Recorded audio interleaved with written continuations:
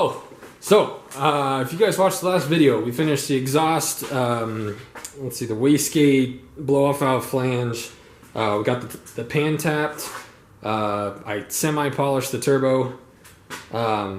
So now what we're doing, the radiator from that Mini Cooper I talked about is on order, so it's on its way. One of the last things we really have to do is support the turbo, so that's what I'm doing now. So the plan is I'm going to cut a piece of metal to fit right over that, and then it's just going to act like a plate, 2 bolts. Then I'm going to run one piece to that thread right there, and then run another. I'm going to make it hang over a little bit, so then I'm going to run another piece of metal up to there. So it'll be nice because we can use those threads on the turbo and just bolt it to that. Then I think I'm going to try and make one that goes from here to this top one and kind of do some weird bends. This pipe is a lot stronger than the setup on the Bug. If you guys watched that, until I made, sorry the lighting's bad, until I made these brackets, and then the other one's kind of tucked back there, I could literally tap the turbo and it'd sit here and bounce like up and down like a full inch. So that pipe is a lot bigger, thicker, stronger, but this turbo is also a lot heavier. This turbo has to weigh like 30 pounds, I guess. So we're gonna try and make those brackets. So before we go any further, I just wanted to address something. We had some guy lose his mind in the comments and was telling us how bad our fabrication is, and telling us what a hack job we're doing, and just laid into us and was giving us a hard time because we were using a MIG welder. I thought I made this clear enough. Most of you know this. We are not professional fabricators. We do not claim to be. I've told you 1,000 times in every video that this is janky. We don't know if it's even gonna work. I told you we paid $28 for the entire Bug, for both turbos, all the exhaust. Most of the exhaust from that is left over from what we bought for the Bug. That turbo is a $130 eBay Black Friday sale. We don't care. I know most of you get this, so I'm not dogging on you guys. I try to make it as apparent as possible that we are not professionals. We are not doing professional work, not even close. We are doing this because it's fun. We haven't done it before, so why would we waste $300-400 on metal that we are more than likely going to screw up, where we could just go buy junk metal, see if it works. If it doesn't work, now that we kind of know what we're doing, we can make a better one. So again, like, most of you guys are awesome and your comments are fantastic. But this one guy just lost his mind. He went nuts and he was giving me crap about the Bug tips, and I don't know. I just thought it was ridiculous.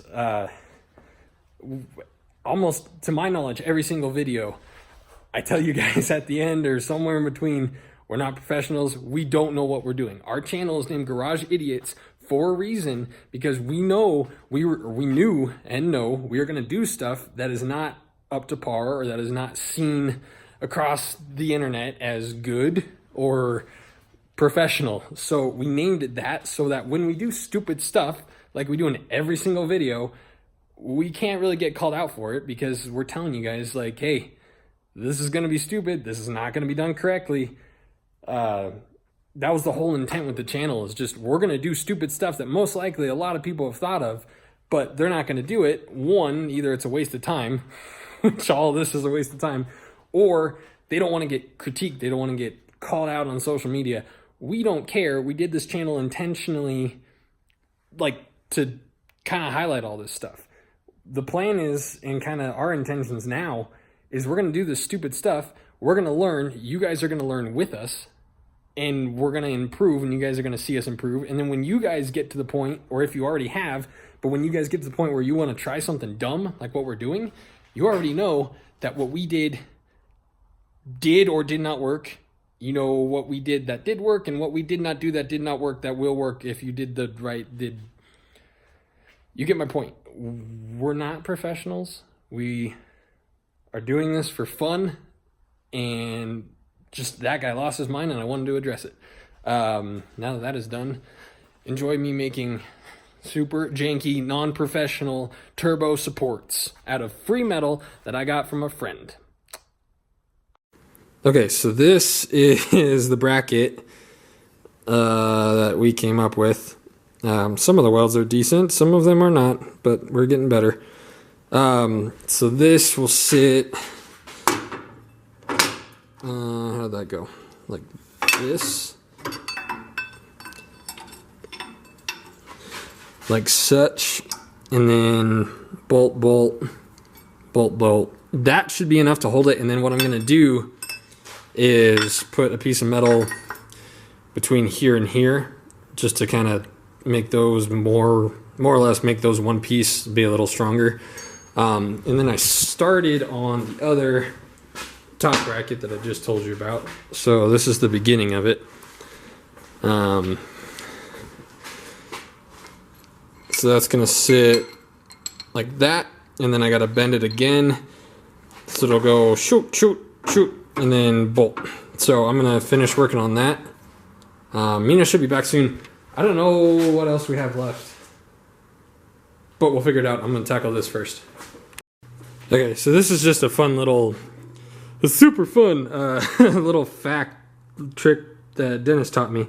Instead of heating up the metal and then smashing it with a hammer to get those bends, he told me to cut almost all the way through, and then you just hit that, and then it'll bend a lot easier. Then you re-weld it like I did right there. So just wanted to show you guys that, because on the Bug, the first round for the brackets, if you watched it, I heated that metal up for, like 10 minutes at a time, and then would just smash it with a big sludge, and then I had to heat it again. Like, it didn't bend that much.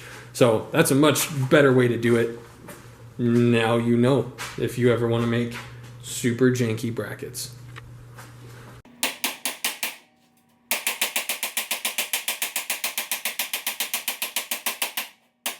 Boom. Ta-da. Okay, cool. Yeah, I just showed you I did that. Well, I overlooked something super simple. So if that goes like such, and obviously that angle will be fixed. Well, if it sits like that, it blocks that thread, which is for that bracket. So I need to bend it about where my finger is, about halfway, and then snake it like that instead of what I just did. So yeah, we'll see. Give me a minute.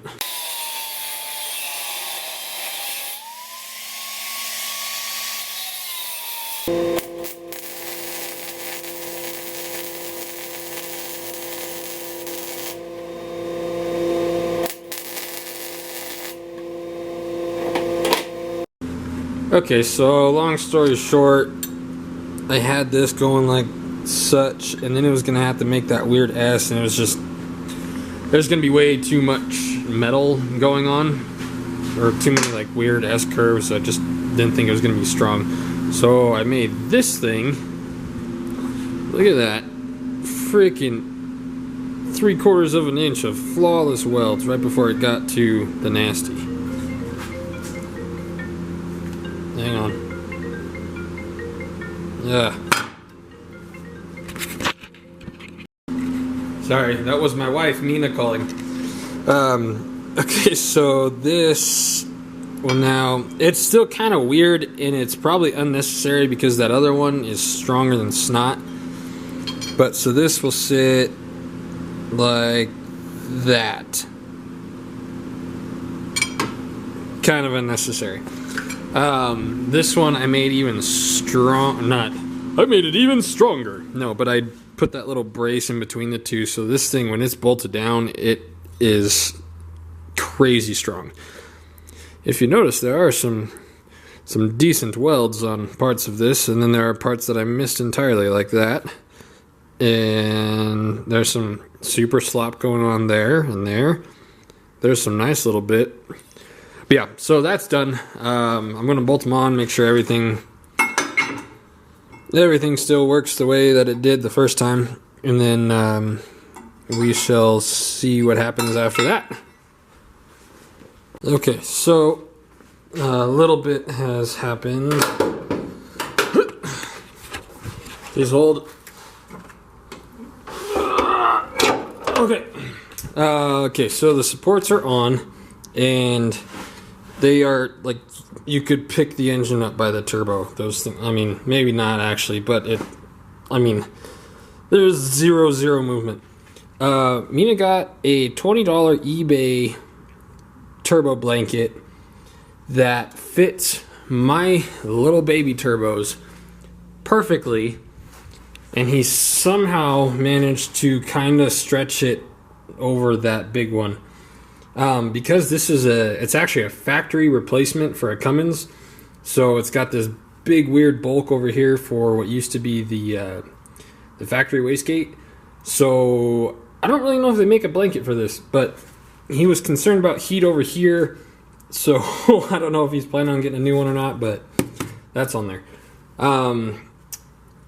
Let's see, so the next step, at the bottom of this, connecting to the rest of the exhaust, there's no hanger.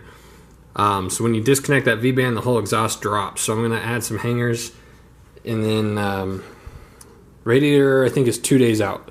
So we'll do that and see what's next.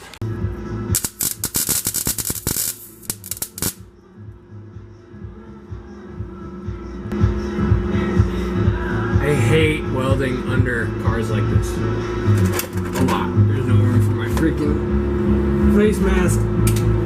Hot stuff falls on my body. I don't like it at all.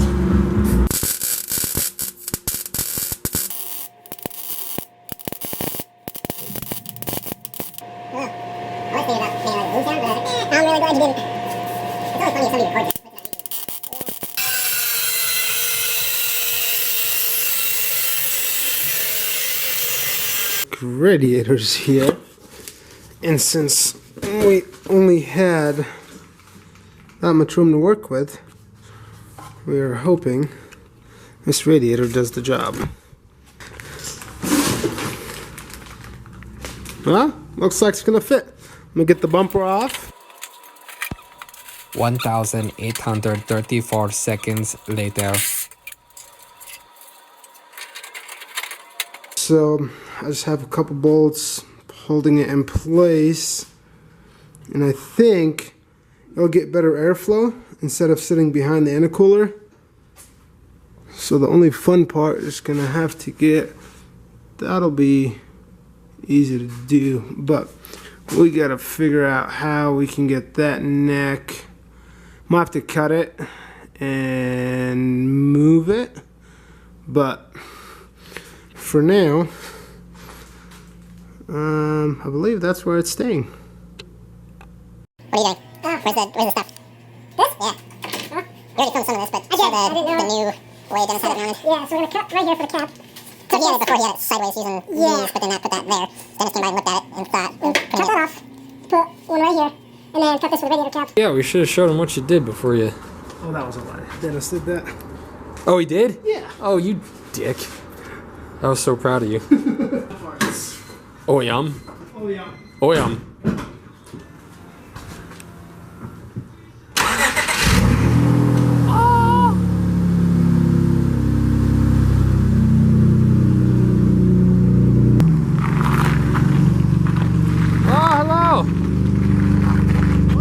I was talking to Cody.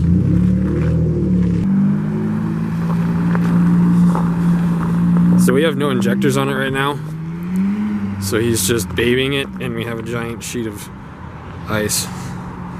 So it's a bad idea to do what he's doing.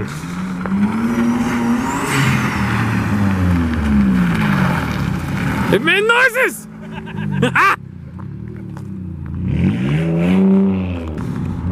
It sounds delicious. Too bad there's not enough snow, otherwise I'd say we can go translator. 16.5 hours later. Ah!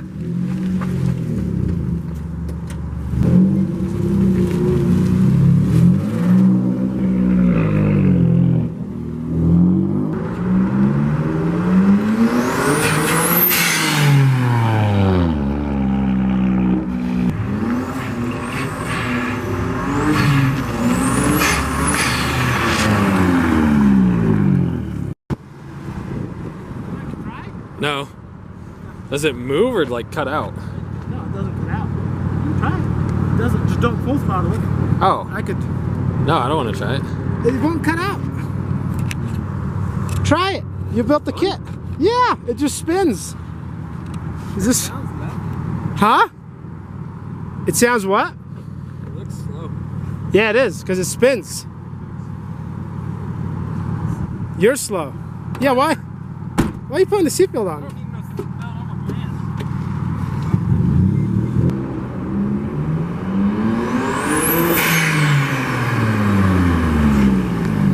Feels like nothing. Well, yeah, because it's not. It's first gear. It sounds cool. On a. I feel nothing. It's first gear. Yeah, it's first on a 67 mil.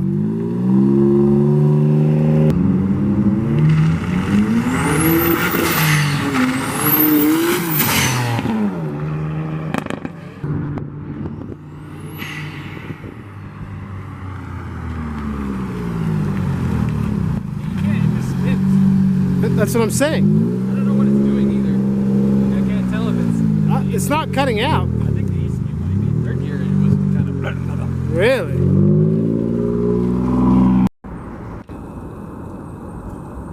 Mina blew it up.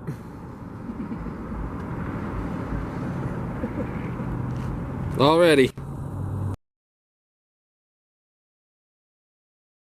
So we should not have done that. If you guys paid enough attention, which it was hard to miss, when I went down to the end and drove it, and I was in first gear, there was a diesel-like cloud of black smoke, which I think is unburned fuel. We're on stock injectors, so I don't know how that much fuel was dumped into there. The computer might be saying that we suck and we shouldn't have done that, so we're not going to do that again. I don't know what, just we're not going to touch it again until Brent tunes it. But it made all the noise. It sounds really cool. It made all the noises. That motor spins those tires NA, so it's going to be crazy.